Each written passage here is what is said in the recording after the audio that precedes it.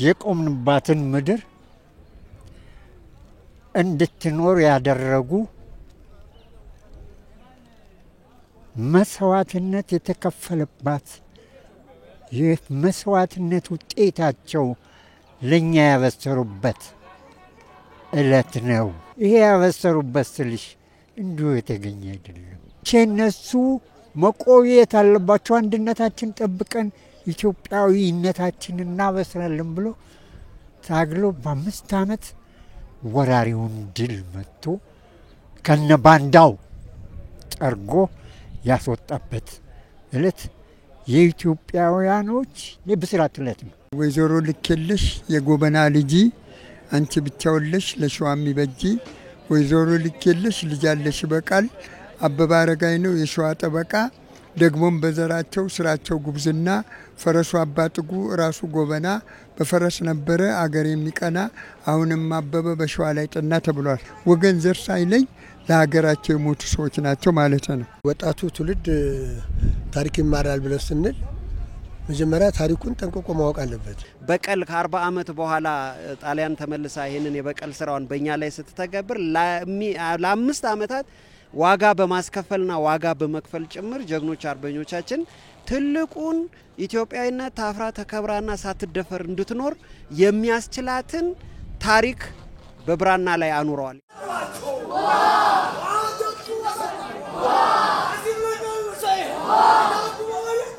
ትውልዱ ባገሩ ሀብት ባገሩ ምድር ባገሩ ጥሬ ሀብት ተጠቅሞ ታላቅ ብስራት መትከል ያለበት አንድነቱን ትናንት እንደተዋጋ ተዋግቶ ነው። ነገ ተበታትኖ ጢስ እንደበተነው ንብ መሆን አይገባንም። ታሪካችሁን ፈልጉ፣ ራሳችሁን አንብቡ፣ ጥፋታችሁን እርሙ።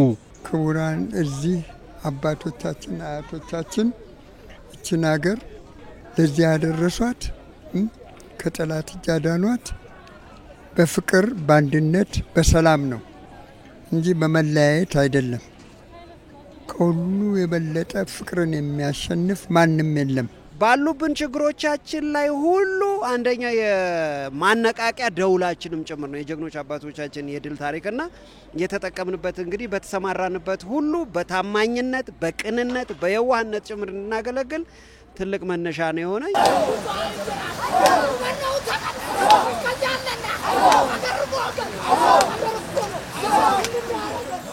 አርበኝነት ጠመንጃ ይዞ ብቻ ፊት ለፊት መታኮስ አይደለም። ያ ሆኗል። ወደፊትም ከመጣ ኢትዮጵያኖች አንድ ሆነን ያን እንቀጥልበታለን። ግን በረፍት ጊዜያችን ደሞና ፋታ በመናገኝበት ሰዓት ደሞ የልማት አርበኛ ሆነን በስራ ሳንንቅ መስራት መቻል አለብን። ሌላው ሀገር እኮ 24/7 የሚባለውን ፕሮግራም ለጦርነት ነው ያደረጉት እኮ። እኛ እኮ 24/7ን በልማት ነው ያደረግነው። 24/7 በመስራታችን ይሄን ውጤት ያየ ነው። ሌላው ሀገር ግን 24/7 እየተዋጋ ምን አገኘ? ፍርስራሽ ነው። ከተማውን ወደመ። ሶሪያ ወደመች፣ ሊቢያ ወደመች፣ የመን እንደዚህ ሆነ፣ ፍልስጤም እንዲሆነ ያየን እየሰማን ነው። ያ ነገር ወደኛ እንዳይደርስ ያስፈልግ። ቁጭት አያስፈልግም።